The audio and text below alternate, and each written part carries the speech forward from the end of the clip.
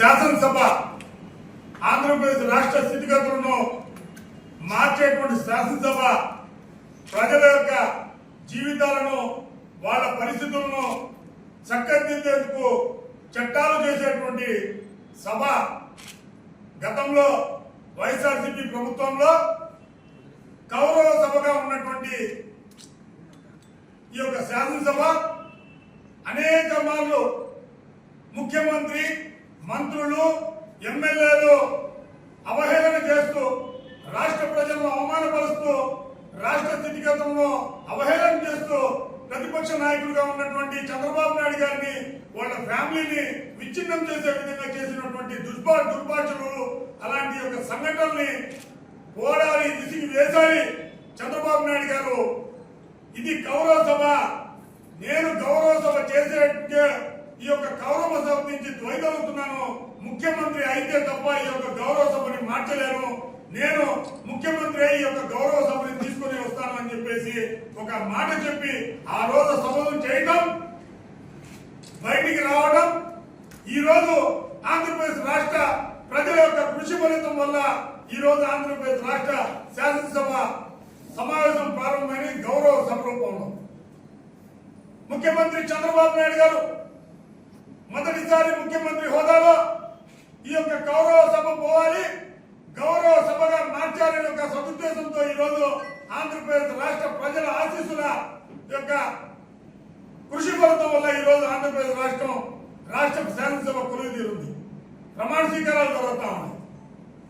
ఆంధ్రప్రదేశ్ రాష్ట్ర ప్రజల భవిష్యత్తు బాగుపడాలి, ఆంధ్రప్రదేశ్ రాష్ట్రానికి రాజధాని అమరావతిగా ఉండాలి, ఆంధ్రప్రదేశ్ రాష్ట్ర జీవనాడిగా ఉన్నటువంటి పోలవరం ప్రాజెక్టు నిర్మాణం అవ్వాలి, ఆంధ్రప్రదేశ్ రాష్ట్రంలో పరిశ్రమలు రావాలి, ఆంధ్రప్రదేశ్ రాష్ట్రం భారతదేశంలో అగ్రగామి రాష్ట్రంగా ఉండాలి ఒక మంచి ఆలోచనతో ప్రజలు ఇచ్చినటువంటి తీర్పును గౌరవిస్తూ ఈ రోజు శాసనసభ గౌరవ సభ నుండి గౌరవ సభను మార్చినటువంటి మంచి రోజులు ఈ రోజు అని చెప్పి తెలియపరుస్తా ఉన్నాం.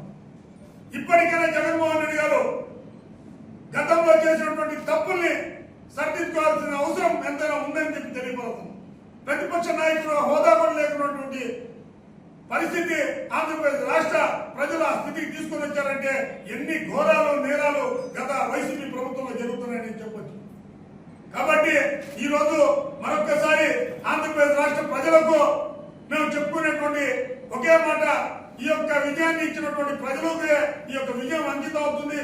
ఆనాడు చంద్రబాబు నాయుడు గారు కూడా ఈ యొక్క ప్రభుత్వం ఏర్పడటంతో చెప్పినటువంటి మాటలు ఎదుర్కొన్నారు. రాష్ట్ర ప్రజలే కాకుండా తెలుగుదేశం పార్టీ నాయకులు అందరూ, పారిశ్రామికవేత్తలు, స్వచ్ఛంద సంస్థలు, మీడియా ప్రతినిధులు గత 5 సంవత్సరాలు పట్టినటువంటి అవమానాలు అన్ని గుర్తు తెచ్చుకొని ఒకే ఒక నిర్ణయం తెలుగుదేశం కూటమి ప్రభుత్వం రావడంలో కారకులేదు. కాబట్టి మేము ఈ యొక్క గౌరవ సభగా మార్చినటువంటి చంద్రబాబు నాయుడు గారికి మేము సంతోషం వ్యక్తం చేస్తూ శుభాకాంక్షలు తెలియపరుస్తున్నాం. అలాగే ఏదైతే ప్రతిపక్షం కూడా లేనటువంటి ప్రతిపక్ష హోదా లేనటువంటి ఏదైతే వైఎస్ఆర్సీపీ పార్టీ వైసీపీ అధ్యక్షుడు పులివెందుల శాసనసభ్యులు జగన్మోహన్ రెడ్డి గారికి నెల్లూరు పార్లమెంట్ కమిటీ తరఫున ఒక కానుక ఇవ్వదలుచుకోన్నాం.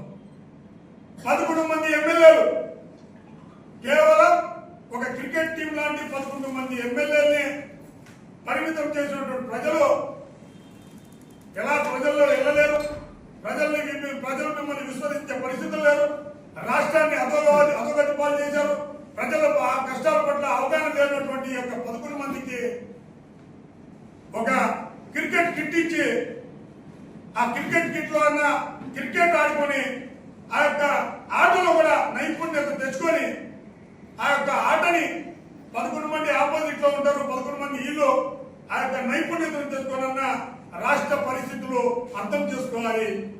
చీటింగ్ ఉండకూడదు, నిష్పక్షపాతంగా ఆడాలి అని ఒక ఆలోచనతో నెల్లూరు పార్లమెంట్ కమిటీ నుంచి మేము ఒక క్రికెట్ కిట్ జగన్మోహన్ రెడ్డి గారు పులివెందుల శాసనసభ్యులు జగన్మోహన్ రెడ్డి గారికి బహుకరించదలుచుకున్నాం. ఈ యొక్క క్రికెట్ కిట్ స్వీకరించేదానికి 11 మంది ఎమ్మెల్యేలుగా ఉన్నటువంటి 11 నియోజకవర్గాలు ఏదైతే ఇక్కడ కూడా కొంతమంది ఎస్సీలు ఉన్నారు, కెప్టెన్ గా ఎట్లా జగన్మోహన్ రెడ్డి గారు ఉంటారు, వైస్ కెప్టెన్ గా పెద్దిరెడ్డి రామచంద్రారెడ్డి గారు ఉంటారు. అలా కీపర్ గా మంత్రాలయం ఎమ్మెల్యే ఎటా ఉంటాడు. అందరూ అగ్రవర్ణాలే. ఎలాగైనా బలహీన వర్గాన్ని వాళ్ళు అందులో ఎక్కించే పని అయితే లేదు. గతంలో కూడా చేయాల, ఈ యొక్క 11 మందిలో కూడా చేసే పరిస్థితి లేరు.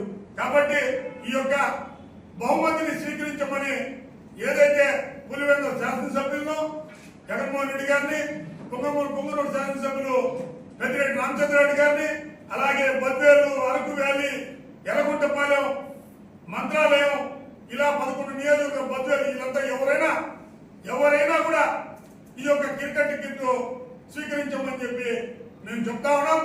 అలాగే నెల్లూరు రూరల్ నియోజకవర్గంలో నిత్యం ప్రజల్లో ఉండేటువంటి నాయకుడు, ప్రజల యొక్క అందుబాటులో ఉండేటువంటి నాయకుడుగా కోటమిరెడ్డి శ్రీధర్ రెడ్డి గారు గతంలో కూడా 2 సార్లు ఎమ్మెల్యేగా గెలవడం జరిగింది. ఈసారి 3వసారి హ్యాట్రిక్ ఎమ్మెల్యేగా నెల్లూరు జిల్లా చరిత్రలో 3వ ఎమ్మెల్యేగా పేరు తెచ్చుకున్నటువంటి వ్యక్తి, హ్యాట్రిక్ ఎమ్మెల్యేగా తెచ్చుకున్నటువంటి వ్యక్తి కోటమిరెడ్డి శ్రీధర్ రెడ్డి గారు. మొదట 20,000 చిలుకు పై చిలుకు ఓట్లు, 2వసారి కూడా దాదాపు 20,000 పై చిలుకు ఓట్లు, 3వసారి కూటమి అభ్యర్థిగా అత్యధిక మెజారిటీ, అన్ని వర్గాలు 26 వార్డులు, 18 పంచాయతీలు, ఎక్కడ కూడా వైసీపీకి తావు లేకుండా మెజారిటీకి ఇచ్చినటువంటి ప్రజలకు ప్రత్యేక ధన్యవాదాలు తెలియపరుస్తూ హ్యాట్రిక్ ఎమ్మెల్యేగా ఈ రోజు శాసనసభలో ప్రమాణం స్వీకారం చేస్తున్నటువంటి ప్రజల నాయకుడు, రూరల్ నియోజకవర్గ అభివృద్ధి ప్రదాత, ప్రజల మధ్యలో ఉండేటువంటి నాయకుడు శ్రీ కోటమిరెడ్డి శ్రీధర్ రెడ్డి గారికి శుభాకాంక్షలు తెలుపుతూ ఈ రోజు ఈ యొక్క ఆంధ్రప్రదేశ్ రాష్ట్ర గౌరవ సభగా తీర్చిదిద్దినటువంటి రాష్ట్ర ప్రజలకు మరొక్కసారి ధన్యవాదాలు తెలియపరుస్తా ఉన్నాం.